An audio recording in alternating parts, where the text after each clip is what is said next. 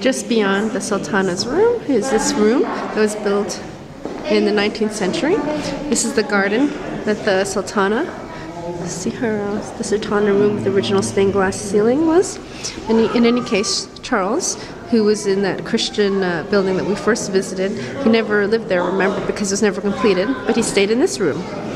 Another famous American stayed in this room, a writer named Washington Irving, who wrote the Tales of Alhambra in this room. I'll have to read that book. Tales of Alhambra, by Washington Irving. You can see a plaque over there dedicated to Washington Irving, who stayed in these rooms when he wrote the Tales of Alhambra. But here from this balcony, you can see the White Village, where the Moors live, and you can also get a better view of the caves, the Gypsy Caves. Years and years and years ago, it was said that the Romans and the priests in particular prayed in these caves. That's why the Gypsies like to live in these caves in the mountains. You can see them built into the sides of those hills. There's also a wall. There's a cathedral at the top.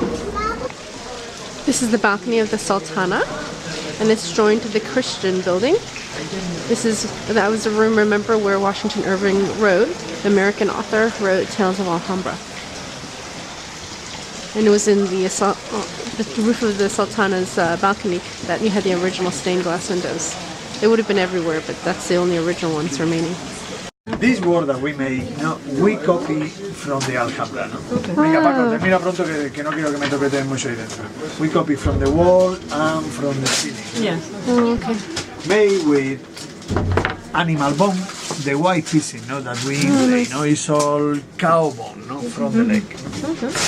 Many different wood, like lemon, coral, ebony, olive, many, and a little metal like you see in small pieces, like bronze or silver.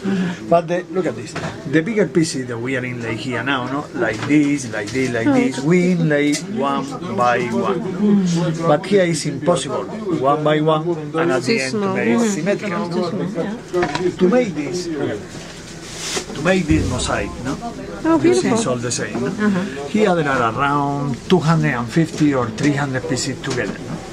Wow. Impossible, one by one. All these different pieces. Yep. To make this, we take long pieces of different. Oh, wow, wood, very clever. And metal, We glue, And when the block is finished, for example, then they slice it. We cut like salad, slices, like sushi or something like that. Definitely like a sushi roll. Japan? Japan. I think that you say Quintaro system, the same technique. For this possible to make.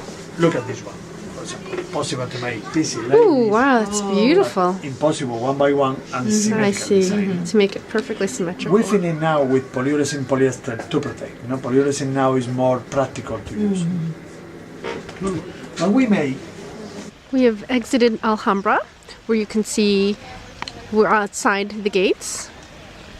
We crossed that bridge, and now we're in the Generalife, which we asked doesn't really mean anything in Spanish, but it's the Spanish pronunciation of an Arabic phrase, Generalife, which means Gardens of Paradise in Arabic. And here we are, just entering the Generalife. Here we are entering the Generalife, the Cypress Gardens. That's way over there without wheat. That is the horse chestnut. That one.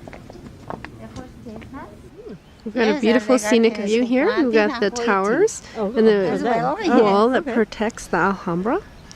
Then you have there the Parador de Granada, where we're staying. It used to be a convent in Muslim times, and then once it fell into Christian hands, it became a convent. We've got the cathedral.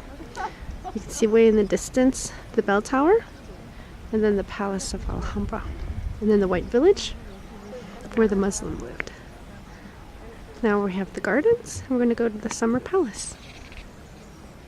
We're now in the Summer Palace, where the Sultan and his family would spend only the day, because he didn't feel safe sleeping here at night. So he would go back to the Alhambra within the walls. and he would be carried here. You see there's always the water comes from the Sierra Nevada. And the decorations are very similar to the Alhambra Palace. This is General Leaf, the gardens, here on the left. And as I circle around, we've just seen the Summer Palace, so Mom is relaxing there for a little bit. You can see behind the walls is the Alhambra. That's our Parador, the cathedral, and the palace. And as I continue rotating, just beyond that white blank wall, you can see that there was a beautiful fountains. That's where the Summer Palace was. There's the palace, and this is the Summer Palace, white. It's interesting that they face each other. So the Sultan could come to the Summer Palace and check things out at the formal palace. And again, more gardens and waterfalls.